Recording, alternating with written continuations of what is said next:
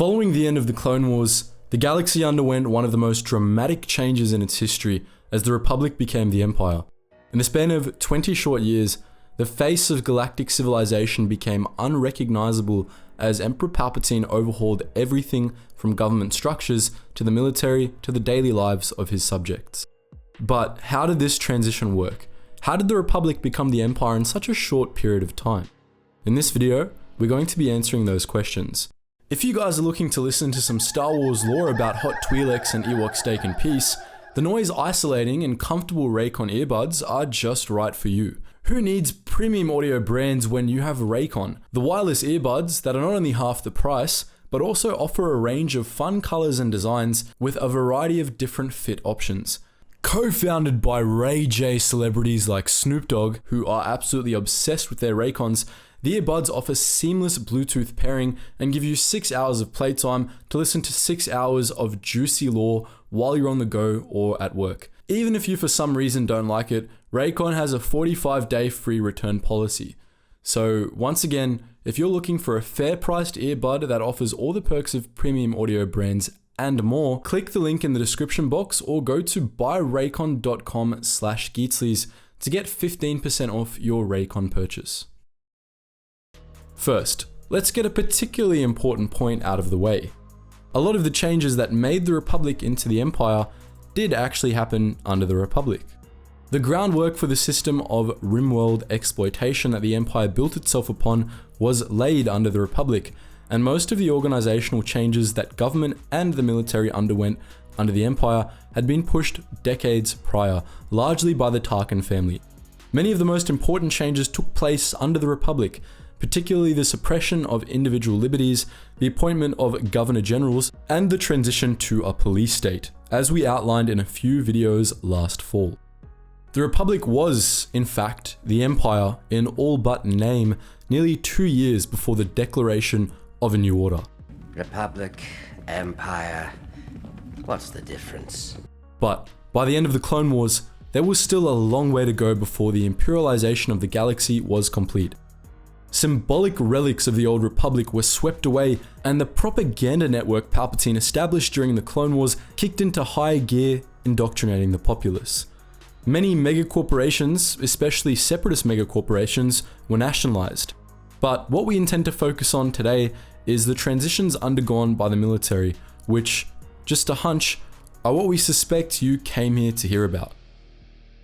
From the initial imperialization of the military in 19 BBY to the start of the Galactic Civil War in 2 BBY, virtually nothing remained the same about the military.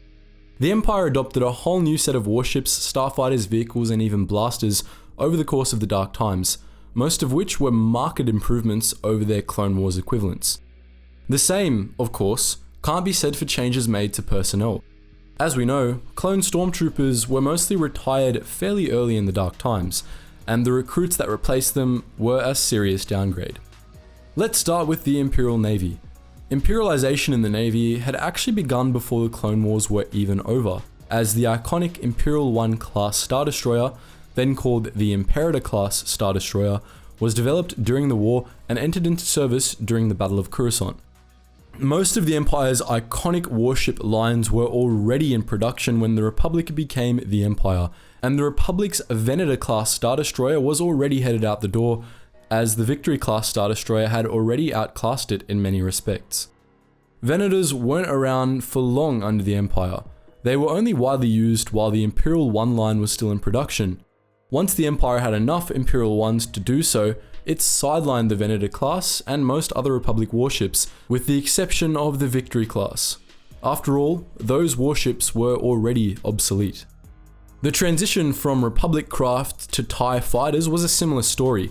Rath Cianar, the master behind the Psi-TIE twin-ion engine framework, actually revealed the design to the public a few weeks before the Battle of Geonosis, and spent the whole of the Clone Wars refining the fighter design he wanted to pair it with.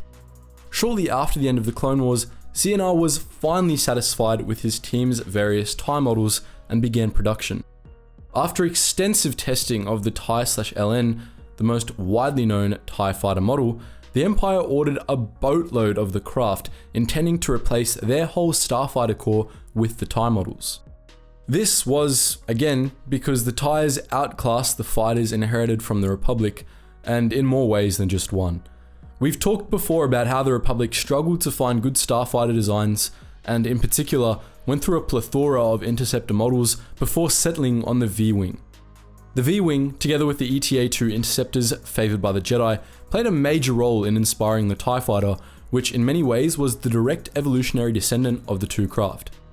The Republic's other favoured starfighters, like the Y-Wing and ARC-170, were too slow and bulky for Imperial tastes, and were retired in favour of the TIE craft that better fit what the Empire was looking for. Now, you may be wondering why the Empire threw out a perfectly good Republic Navy. This was mainly because the Republic Navy was made to combat the CIS, and after the first 2 years of Imperial rule, the Empire wasn't fighting Seppies anymore. Their enemies were small, locally organised insurgent groups who were usually poorly armed. Thus, the Empire didn't need the sort of robust, hard-hitting craft that the ARC-170 or Y-Wing represented, but rather faster, lighter starfighters, like, the TIE fighters. In essence, the Empire took everything the Republic struggled with so much against the CIS and adopted it, especially when it came to starfighters. Imperial warships were a bit of a different story. On that front, designers held more to the Tarkin doctrine, ruling through fear of force rather than force itself. The Imperial Navy primarily employed Star Destroyers, which were fast enough and powerful enough to do most jobs, but also had an extremely imposing silhouette. In the words of Tarkin himself, "I maintain that the effectiveness of the Star Destroyer stems from not only its massive firepower, but from its size. When citizens look at a Star Destroyer and then compare it to the craft which might be mustered to attack it, they have a tendency to dismiss such a notion as suicidal rather than approach the problem tactically." That was generally what the Imperial Navy counted on. When it didn't work, and insurgent forces did engage Imperial forces, the Empire usually had the firepower and speed to wipe them out easily anyway. Imperial ground armoured units were a similar story. As those of you who have seen our videos about the Battle of Jabim know, AT-ATs were developed and actually used during the Clone Wars, though that was an older model that Imperial designs improved upon. Other Imperial vehicles were direct descendants of Republic craft. The AT-ST was the successor to the experimental AT-XT fielded during the Clone Wars, while the TX-130T fighter tank may as well have just been a reskin of the Republic TX-130S fighter tank. These upgrades were inevitable anyway, and all Imperialization really changed in terms of ground vehicles was shifting some models out of active duty. Some other Republic vehicles actually saw extensive use under the Empire as well, most notably the HAV-W A6 Juggernaut. Many other Republic craft were retired, however, most notably the AT-TE and the AT-RT. This, again, was a simple case of obsolescence, and it all happened shortly after the end of the Clone Wars. The AT-RT was replaced with the AT-PT, which, while slower, didn't require training with live mounts to pilot and actually had an enclosed cockpit, while the AT-TE was deemed redundant in comparison to the AT-AT. Of course, as with Venator-class Star Destroyers, AT-TEs were still used by certain backwater Imperial patrols. Last but not least, let's take a look at the Stormtrooper Corps. The transition from Republic to Empire had its most dramatic effect on the army, as clones were steadily sidelined in favour of organic recruits. This began with the formation of the Imperial Army, a force of recruited grunts that didn't quite meet the qualifications to be stormtroopers, but could still shoot at rebels and carry out orders mindlessly. Unlike with the Republic, which had the Grand Army of the Republic as its main ground force, the Imperial Army was the Empire's main ground force, while the Stormtrooper Corps, the GAR's successor, was more of an elite unit, equivalent to the US Marine Corps. Alternatively, you could think of the Imperial Army as peasants and the Stormtrooper Corps as knights. In canon, clones began to be retired from active duty pretty soon after the end of the Clone Wars, with the last clone batches being pressed into service as purge troopers. This process was completed by 14 BBY, a stark contrast to Legends, in which the switch over from clones to recruits didn't begin in earnest until 12 BBY. In Legends, the Stormtrooper Corps began accepting recruits shortly after the declaration of a new order, but was still predominantly clone-staffed after the Kaminoan Uprising. After the incident on Kamino, the Emperor decided that clones were too susceptible to corruption for his liking and opened up the Stormtrooper Corps a little. Fett clones quickly became a minority among Stormtroopers in the years that followed. While the Stormtrooper Corps did continue to use large numbers of clones after the uprising, most of them were based on donors other than Fett. All kinds of clones, however, were outnumbered by recruited Stormtroopers. Following the end of the Clone Wars, standard issue blasters in the Empire, and particularly the Stormtrooper Corps, went through several upgrades, with the E-11 blaster rifle ending up being the predominant Imperial infantry weapon. The plastoid armor sets formerly used by clone troopers were replaced by more advanced Stormtrooper armor, which, as we discussed in a video last winter, was actually an improvement over the old set.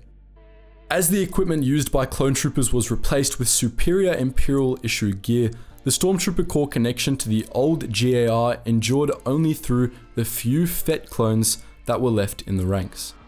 So that's our look at Imperialization, but what do you think? Are there any other topics we discussed today that you'd like to hear about in greater detail?